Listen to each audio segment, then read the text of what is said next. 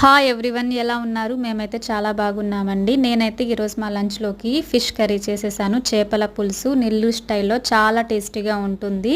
First పీసెస్ని బాగా wash చేసుకొని సైడ్ పెట్టుకోవాలి. నెక్స్ట్ బౌల్ తీసుకొని ఆయిల్ హీట్ అయినాక ఆనియన్ పీసెస్ని యాడ్ చేయాలి. ఆనియన్ పీసెస్ ఈ రకంగా కలర్ చేంజ్ అయినాక టమాటో పీసెస్ని యాడ్ చేసుకోవాలండి.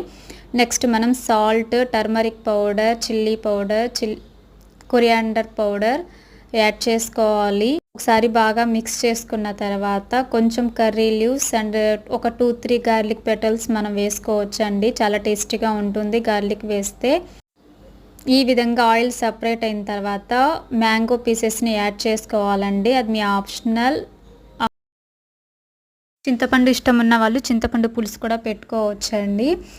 నెక్స్ట్ మనం బాగా ఉడుకుతున్న టైంలో ఆవాలు, జీలకర్ర, మెంతులు ఫ్రై చేసి పౌడర్ చేసుకొని అందులో యాడ్ చేయాలండి. చాలా టేస్టీగా ఉంటుంది ఈ పౌడర్ వల్ల మనకి చేపల పులుసు. నెక్స్ట్ ఫిష్ పీసెస్ కూడా యాడ్ చేయాలి. హై ఫ్లేమ్ మీద ఒక 5 మినిట్స్ కుక్ చేస్తే ఆయిల్ పైకి సపరేట్ అవుతుంది. లాస్ట్లో కొంచెం కొత్తిమీర యాడ్ చేస్తే చాలా టేస్టీగా ఉంటుందండి. నా దగ్గర లేదు, మిస్ అయిపోయింది.